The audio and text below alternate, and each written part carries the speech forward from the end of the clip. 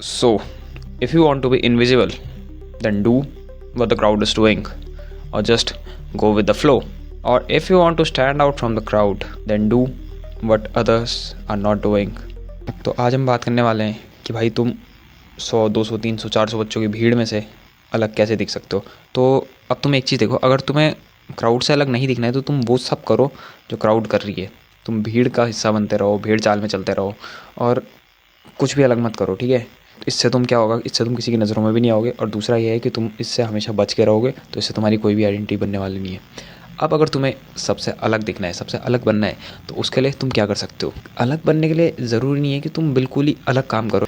बस जो लोग काम अलग करते हैं ना, वो काम ये होता है कि तुम वो काम अपनी तरीके से कर रहे हो, ना कि वो भीड़ की तरीके से। और वो काम ऐसा होना चाहिए कि जो भाई रिलेट कर सके लोग। तुम्हें उसी सेम चीज़ को अलग ढंग से भी करना है और इस ढंग से भी करना है कि ताकि वो रिलेटेबल फील हो। सो आज हम बात करने वाले हैं ऐसे 5 पॉइंट्स के बारे में जो तुम्हें मदद करेंगे कि भाई तुम किसी भी क्राउड से अलग कैसे देख सकते हो। भाई सबसे पहले बात कर लेते हैं तुम्हारे ड्रेसिंग सेंस की, क्योंकि तुम्हारा ड्रेसिंग सेंस अलग दिखने में तुम्हारी बहुत ज़्यादा मदद करता है। अब तुम सोचोगे कि भाई कॉलेज में जहाँ पे यूनिफॉर्म होती है, ठीक है, और जहाँ पे पूरा कॉलेज एक ही यूनिफॉर्म में आता है, तो वहाँ पे तुम अलग कैसे दिख सकते हो। तो भाई यहाँ पे अब जो गेम है ना, वो अब तुम्हारा गेम थोड़ा चेंज करने वाले हो तुम लोग। मतलब यूनिफॉर्म तो तुम्हारी नॉर्मल है, लेकिन अब वहाँ पे तुम ऐड ऑन कैसे कर सकते हो। वहाँ पे तुम कुछ एसेसरीज जोड़ सकते हो, जैसे भाई रिंग्स हो गई, वॉच हो गई, ब्रेसलेट्स हो गए, ठीक है, और चेन हो गई, या फिर मतलब कुछ भी इस टाइप के एसेसरी, बेल्ट्स वगैरह। और कोशिश करना कि भाई एसेसरीज़ जो है ना मैचिंग में हो। मतलब अगर तुम्हारी वाइट वॉच है तो कोशिश करना कि चेन भी वाइट हो।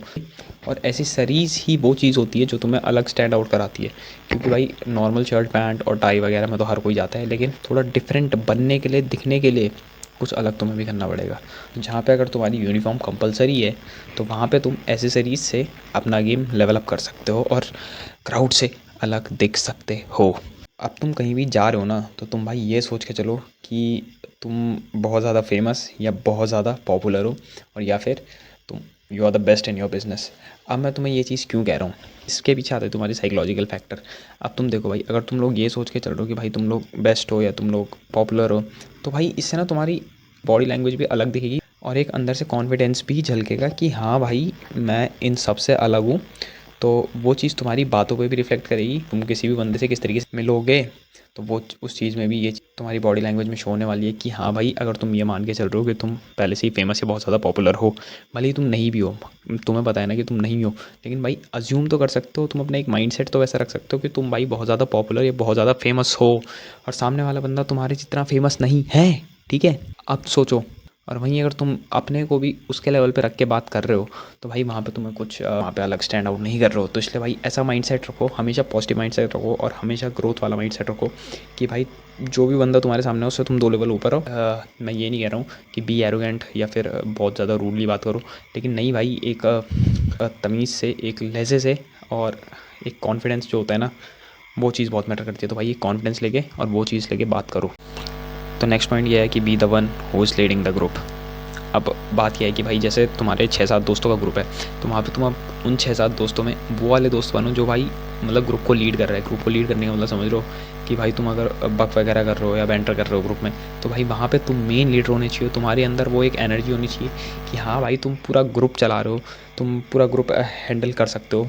और वहीं पे बाकी बंदों के साथ तुम्हारी ऐसी वाइबिंग होनी चाहिए कि भाई बाकी बंदे तुमसे कनेक्ट कर सक रहे हैं, लड़के हो चाहे लड़कियाँ हो, ठीक है। इससे क्या होता है कि इससे सामने वाला कोई भी अगर बंदा होगा ना भाई, तो उस पे भी तुम्हारे उस चीज़ का जो तुम ग्रुप लीड कर रहे हो, उसका एक पॉजिटिव इम्पैक्ट पड़ेगा। और अगली बार वो बंदा भी तुमसे बात करने के लिए उतना ही ज़्यादा एक्साइटेड रहेगा, क्योंकि भाई उसने तुम्हें देख लिया है कि तुम एक तरीके से लीडर हो। और ग्रुप में तुम्हारे होने से भाई एक बहुत सही पॉजिटिव एनर्जी बन के रहती है। और साथ ही साथ तुम ग्रुप लीड भी कर सकते हो, बकचोदी भी कर सकते हो, और मतलब बाकी चीज़ें भी हो सकती है। तो भाई इस तरीके से तुम्हारे दोस्त भी बनेंगे और तुम भीड़ से अलग भी दिखोगे। अब भाई तुम्हारे अंदर लॉजिकल थिंकिंग, तुम अपनी प्रॉब्लम से कैसे डील करते हो, उस चीज़ को भी लेके एक क्लैरिटी होनी चाहिए। क्योंकि भाई हर कोई बंदा उस बंदे के साथ रहना ही पसंद करता है जिसे पता हो कि आगे आने वाली प्रॉब्लम से किस तरीके से डील करी जा सकती है। अब तुम खुद सोचो, अगर तुम्हारा कोई दोस्त है जिसे कोई असाइनमेंट मिला है और उस असाइनमेंट के बारे में ना उसे पता है ना तुम्हें पता है, तो भाई तुम उससे क्यों ही पूछोगे, है ना। और अगर तुमने 2-3 बार देख लिया, उसको इस बार भी नहीं पता, उस बार भी नहीं पता, तो भाई तुम्हारे दिमाग में एक उसकी ये छवि बन जाएगी कि हाँ भाई इस बंदे को तो पता ही नहीं रहता, तो अगली बार से तुम उससे पूछना ही बंद कर दोगे।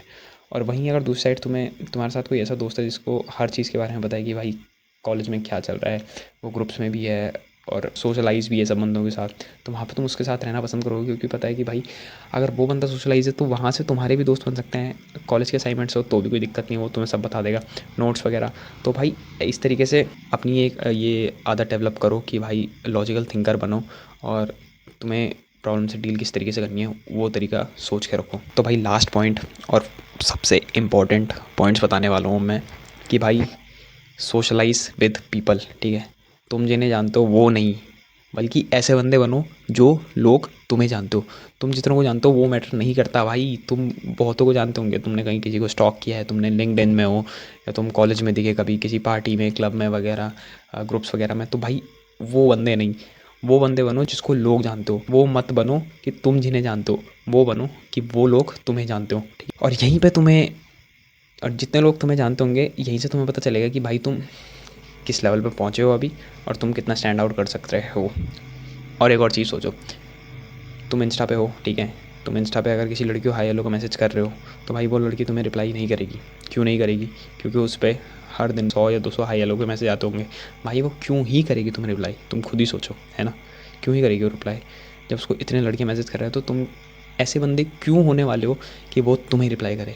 नहीं होने वाले ना भाई, क्योंकि तुम अलग हो ही नहीं, कुछ अलग ही नहीं कर रहे। और वहीं पे अगर तुम उस लड़की को कोई वीडियो बना के मैसेज भेज दो, या फिर कुछ ऐसा मैसेज भेज दो उसके लुक्स के अलावा, तो या ऑडियो क्लिप में भेज दो, तो भाई वहाँ पे वो तुम्हारे मैसेज पढ़ लेंगे और मैसेज के रिप्लाई देने के चांसेस बहुत ज़्यादा बढ़ जाएंगे। तो भाई ये चीज़ सोचो कि इस तरीके से तुम स्टैंड आउट कर सकते हो, चाहे तुम पब्लिक में स्टैंड आउट करो, चाहे तुम इंस्टा में स्टैंड आउट करो, या चाहे कहीं भी करो, ठीक है। आई होप सो तुम्हें वीडियो पसंद आई होगी। अब आई होगी, वीडियो पसंद आई तो लाइक शेयर सब्सक्राइब करो, चैनल सब्सक्राइब करो, क्योंकि भाई ऐसी वीडियोस ऑन द वे है बहुत सारी। और इंस्टा पे ही फॉलो कर लो मुझे। मिलता हूँ मैं तुम्हें अगली वीडियो में। Take care, good bye.